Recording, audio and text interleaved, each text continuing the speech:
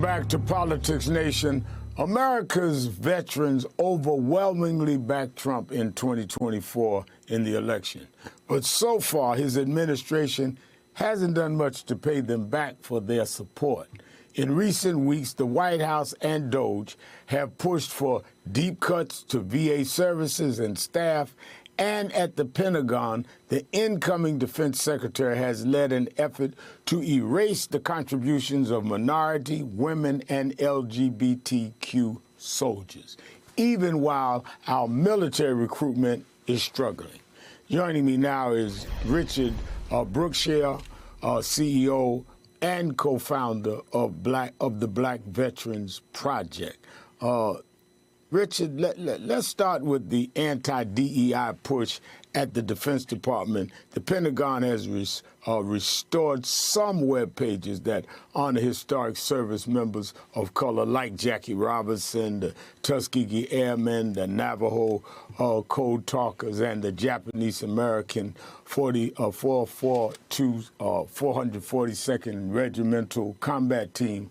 But the administration continues to insist that references to diversity somehow run counter to the mission of the military. What's your response to that? First, thanks for having me. Second, I think that what the administration is doing is a lot. They're trying to overwhelm the system, overwhelm everyone's psyche, so that we don't have a coordinated response. Let's just start with that. And when you talk about the attack on Black military history explicitly, they're doing that while they're purging Black leadership.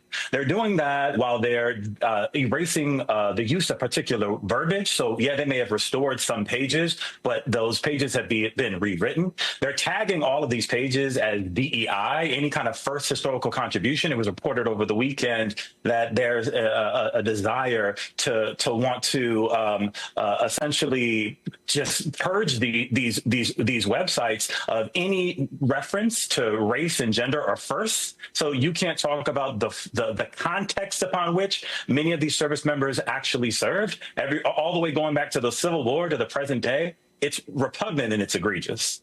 And they served under segregated circumstances. Jackie Robinson refused and was court-martialed for not moving to the back of a military bus. Tuskegee Airmen operated under segregation. So what was a diversity program there? They did not allow them to mingle. But the Jackie Robinson article, the web page was restored only after some sports journalists started reporting on it online. The Pentagon later said that the page's disappearance was a mistake. The military culture stresses readiness and being prepared. What do you make of the rush to pull down these websites seemingly without any oversight or debate? What's happening is deliberate, it's tactical. They are trying to rewrite history in order to set the stage for resegregation and a new form of Jim Crow.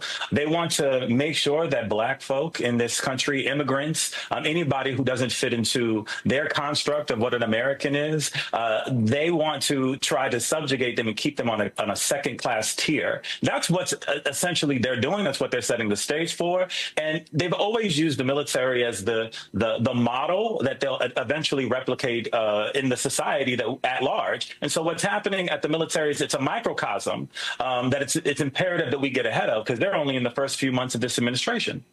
Now, the Veterans Administration has already laid off hundreds of employees and plans to cut another 80,000 employees by August to comply with Trump's wishes.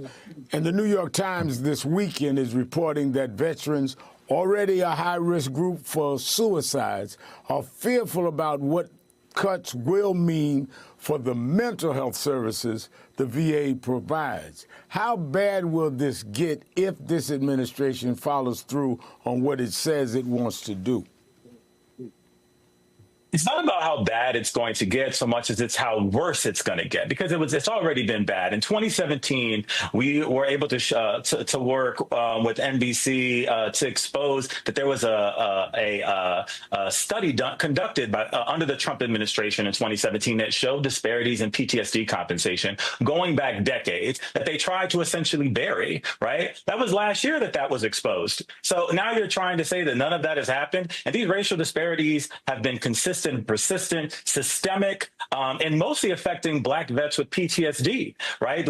There's estimated that about 100,000, because of the maintenance of racial disparities, 100,000 Black vets, mostly concentrated in the South, some in Puerto Rico, have been unjustly denied access to PTSD care and compensation over the last 2 decades. That's a huge scandal that has to be addressed, right? We're trying to contend with some of that history in the case Monk versus United States, which has been working its way through the courts for 2 years, contending with the legacy of racial discrimination that has been embedded at the Department of Veteran Affairs for decades, going all the way back to the inception of the GI Bill, right? So these things are insidious. The movements to try to address them have only begun to take shape in more recent years after decades of advocacy by so many different veterans groups.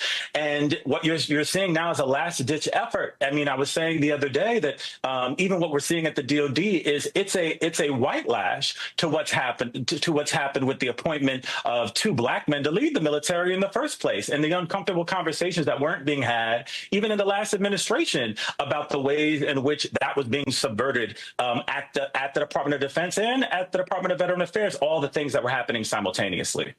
All right, Richard Brookshire, CEO and co-founder of the Black Veterans